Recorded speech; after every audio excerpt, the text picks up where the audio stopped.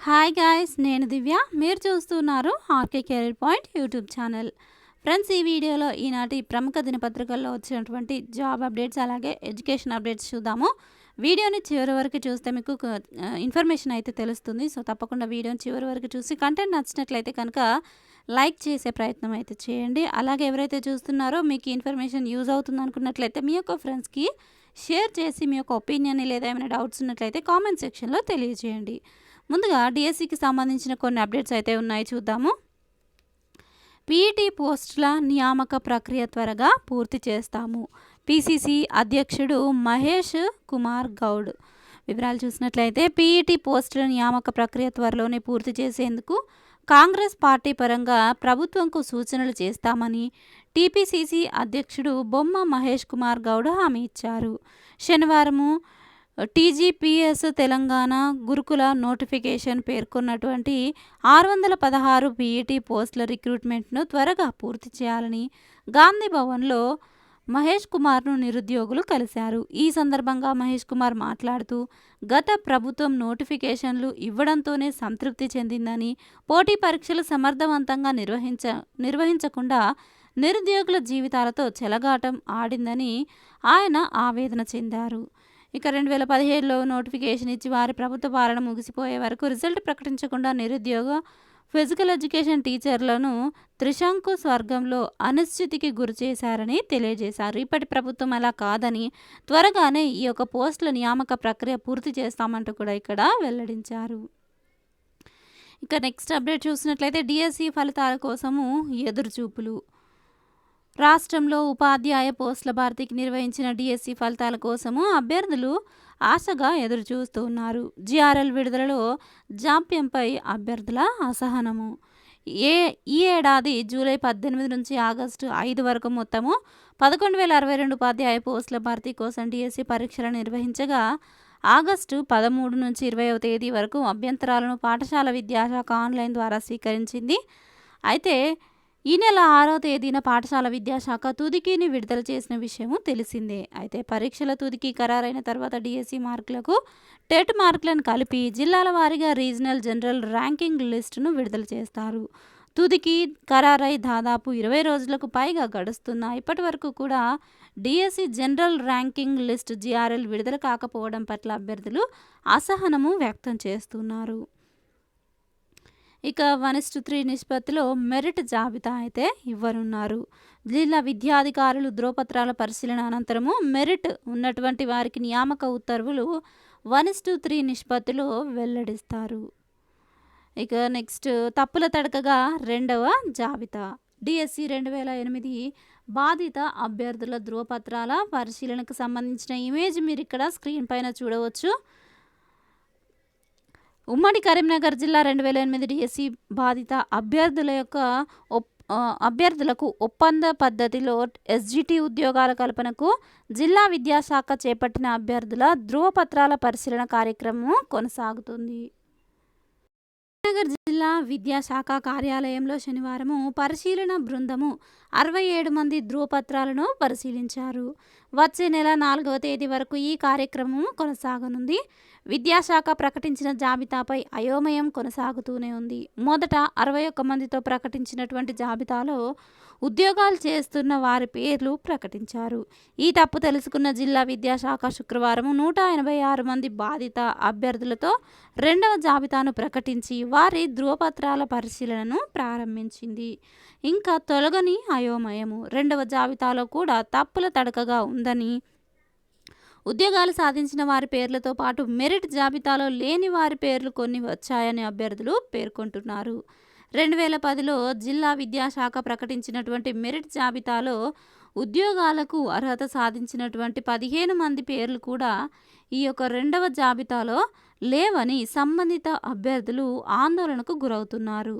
ఇక 2008 డిఎస్సిలో ఎస్జిటి ఉద్యోగాలని సాధించి రాజన్న సిరిసిల్ల జిల్లాలో ప్రస్తుతం విధులు నిర్వహిస్తున్నటువంటి ఉపాధ్యాయుడి పేరు కూడా జాబితాలో ఉండడము గమనార్హము. ఇక విద్యాశాఖ దీనికి సంబంధించి మరి ఎలాంటి నిర్ణయం తీసుకోనుంది అనేది మనం ఇంకా వేచి చూడాల్సి ఉంది. ఇంకా డిఎస్సికి సంబంధించి ఫలితాలు ఎప్పుడు వెల్లడిస్తుందని కూడా మనం అయితే వేచి చూడాల్సి ఉంది. ఇక ఇవి డిఎస్సికి సంబంధించి ఇప్పటి వరకు ఉన్నటువంటి అప్డేట్స్. ఇక నెక్స్ట్ టీజీపీఎస్సికి సంబంధించినటువంటి కొన్ని అప్డేట్స్ చూద్దాము. గ్రూప్ 1కి సంబంధించినటువంటి అప్డేట్స్ అయితే ఉన్నాయి. ఇక్కడ మీరు స్క్రీన్ పైన చూస్తుంది గ్రూప్ 1 సర్వీసెస్ జనరల్ రిక్రూట్మెంట్కి సంబంధించి రీసెంట్గా రిలీజ్ చేసినటువంటి web note. Display of revised sample booklet for paper on general English. ఏదైతే క్వాలిఫైయింగ్ టెస్ట్కి సంబంధించి జనరల్ ఇంగ్లీష్ ఉంటుందో దానికి సంబంధించి బుక్లెట్ అయితే ఇక్కడ పొందుపరిచామన్నట్టుగా తెలియజేశారు. అలాగే paper 5 on science and technology and data ఇంటర్ప్రిటేషన్కి సంబంధించినటువంటి మైనర్ చేంజెస్ చేశామంటూ కూడా ఇక్కడ తెలియజేశారు. ఇక next latest hall ticket instructions for group 1 services mains examination. Hall ticket ఏవైతే ఇన్స్ట్రక్షన్స్ ఉంటాయో హాల్ టికెట్లో వాటికి సంబంధించి కూడా కొన్ని చేంజెస్ చేశామంటూ తెలియజేశారు. ఇక్కడ స్క్రీన్ పైన చూడవచ్చు మీరు. జనరల్ ఇంగ్లీష్ క్వాలిఫైయింగ్ టెస్ట్కి సంబంధించిన పేపర్ ఏదైతే ఉంటుందో దానికి సంబంధించి answer booklet shall not have printed questions and a separate question paper shall be given to the candidates. So ఇక్కడ సపరేట్ క్వశ్చన్ పేపర్ ఇవ్వబడుతుంది అని కూడా ఇక్కడ తెలియజేశారు. జనరల్ ఇంగ్లీష్కి సంబంధించినటువంటి బుక్లెట్ అయితే ఇక్కడ ప్రొవైడ్ చేశామంటూ తెలియజేశారు. Next there are minor changes in answer booklet for paper 5 science and technology and data interpretation. Paper 5లోని సబ్జెక్ట్కి సంబంధించి మైనర్ చేంజెస్ చేశామంటూ కూడా ఇక్కడ తెలియజేశారు. వాటికి సంబంధించి క్లియర్ కట్ పీడిఎఫ్స్ మీరు వెబ్సైట్ నుంచి డౌన్లోడ్ చేసుకోవచ్చు. ఆ లింక్స్ నేను డిస్క్రిప్షన్లో ఇస్తాను. There shall not be any changes in the pattern of written examination. Written ఎగ్జామినేషన్కి సంబంధించి ఎలాంటి చేంజెస్ అయితే లేవు అని తెలియజేశారు. ఇక్కడ next instructions issued in the case of other papers 1 to 4 and 6 will remain unaltered. అంటే ఇక్కడ ఒక 5th పేపర్కి సంబంధించి మాత్రమే మైనర్ చేంజెస్ చేశాము ఆన్సర్ బుక్లెట్లో అని తెలియజేశారు. మిగతా పేపర్లు సేమ్ యాజ్ ఇట్ ఈస్గా అలానే ఉంటాయి, ఎలాంటి చేంజెస్ లేవు అని కూడా తెలియజేశారు. అండ్ అలాగే minor changes in instructions to be printed on the hall ticket for group 1 mains. Group 1 మెయిన్స్కి సంబంధించి హాల్ టికెట్స్ ఏవైతే ఉంటాయో వాటికి సంబంధించి అందులో ఇన్స్ట్రక్షన్స్ మైనర్ చేంజెస్ చేశామంటూ తెలియజేశారు. ఇక వీటికి సంబంధించినటువంటి క్లియర్ కట్ పీడిఎఫ్స్ కనుక మీకు కావాలనుకున్నట్లయితే వెబ్సైట్ని విజిట్ చేస్తే మీరు ఇక్కడ పైన చూడవచ్చు. Group 1 services notification mains examination sample answer booklets and hall ticket instructions web note. ఇంతకుముందు మనం చూసినటువంటి వెబ్ నోట్ మీరు ఇక్కడ డౌన్లోడ్ చేసుకోవచ్చు దీని ద్వారా. ఇక నెక్స్ట్ మెయిన్స్ ఎగ్జామినేషన్కి సంబంధించి శాంపిల్ బుక్లెట్ పేపర్ జనరల్ ఇంగ్లీష్కి సంబంధించి శాంపిల్ ఆన్సర్ బుక్లెట్ని కూడా మీరు ఇక్కడ దీన్ని క్లిక్ చేసి డౌన్లోడ్ చేసుకోవచ్చు. అండ్ అలాగే పేపర్ 5కి సంబంధించి science and technology and data ఇంటర్ప్రిటేషన్కి సంబంధించి శాంపిల్ ఆన్సర్ బుక్లెట్ని కూడా ఈ లింక్ ద్వారా మీరు క్లిక్ చేసి డౌన్లోడ్ చేసుకోవచ్చు. అలాగే గ్రూప్ 1 సర్వీసెస్కి సంబంధించి రివైజ్డ్ హాల్ టికెట్ ఇన్స్ట్రక్షన్స్ ఏవైతే మైనర్ చేంజెస్ చేశారో వాటిని కూడా ఈ లింక్ ద్వారా డౌన్లోడ్ చేసుకొని చదువుకోవచ్చు. ఇక next assistant motor vehicle inspector in transport డిపార్ట్మెంట్కి సంబంధించి సర్టిఫికేట్ వెరిఫికేషన్కి సంబంధించి వెబ్ నోట్ అయితే రిలీజ్ చేయడం జరిగింది. దీన్ని కూడా ఒకసారి ఎవరైతే ఉన్నారో క్యాండిడేట్స్కి దీనికి సంబంధించినటువంటి క్యాండిడేట్స్ ఎవరైతే ఉన్నారో ఒకసారి దీన్ని డౌన్లోడ్ చేసుకొని చదివే ప్రయత్నం చేయండి. ఇక నెక్స్ట్ బీఈడీ అభ్యర్థులకు న్యాయం చేయండి. తెలంగాణ బీఈడీ అభ్యర్థులకు సీఎం రేవంత్ రెడ్డి న్యాయం చేయాలని బీఈడీ అభ్యర్థి నల్లవెల్లి హరీష్ విజ్ఞప్తి చేశారు. రాష్ట్రంలో సుమారు 6 లక్షల నుండి 7 లక్షల మంది బీఈడీ అభ్యర్థులు ఉన్నారని, సుప్రీంకోర్టు తీర్పుతో బీఈడీ అభ్యర్థులు ఎస్జిటి పరీక్ష రాసుకునే అవకాశాన్ని కోల్పోవడం జరిగిందని, దీంతో అభ్యర్థులకు తీవ్రమైన అన్యాయం జరుగుతుందని ఆవేదన వ్యక్తం చేశారు. డైరెక్ట్ రిక్రూట్మెంట్ ద్వారా బీఈడీ అభ్యర్థులతో ఎస్ఏ పోస్టులను భర్తీ చేయాలని కోరారు. తెలంగాణ రాష్ట్రంలో ఎస్జిటీలు 70% ప్రమోషన్స్ ద్వారా స్కూల్ అసిస్టెంట్ పోస్టులలో నియమించబడుతున్నారని తెలిపారు. కేవలం 30% పోస్టులను డైరెక్ట్ రిక్రూట్మెంట్ ద్వారా బీఈడీ అభ్యర్థులతో భర్తీ చేస్తున్నారని ఆవేదన వ్యక్తం చేశారు. సుప్రీంకోర్టు తీర్పు కంటే ముందు ఎస్జిటి పోస్టులను బీఈడీ, బీఎడ్, డిఎడ్ అభ్యర్థులు ఎవరైతే ఉన్నారో వారు అర్హత కలిగి ఉండేవారని పేర్కొన్నారు. సుప్రీంకోర్టు తీర్పు తర్వాత ఎస్జిటి పోస్టులకు డిఈడి అభ్యర్థులు మాత్రమే అర్హత కలిగి ఉన్నారని, బీఈడీ చేసినటువంటి వారు ఎస్జిటి అవకాశాన్ని కోల్పోనున్నారని కోల్పోతున్నారని ఆందోళన వ్యక్తం చేశారు. ఇక దీనికి సంబంధించి మీ యొక్క ఒపీనియన్ ఏంటో తప్పకుండా కామెంట్ సెక్షన్లో తెలియజేయండి. ఇక నెక్స్ట్ అప్డేట్ చూద్దాము.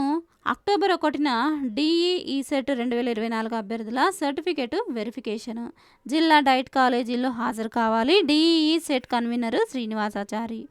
వివరాలు చూసినట్లయితే డిఈ సెట్ 2024లో అర్హత సాధించిన అభ్యర్థులకు అక్టోబర్ 1న సర్టిఫికేట్ వెరిఫికేషన్ నిర్వహించనున్నారు. ఇందుకు సంబంధించిన వివరాలను పాఠశాల విద్యా డైరెక్టర్ వెబ్సైట్లో పొందుపరిచినట్లుగా డిఈ సెట్ 2024 కన్వీనర్ శ్రీనివాసాచారి శనివారం ఒక ప్రకటనలో తెలిపారు.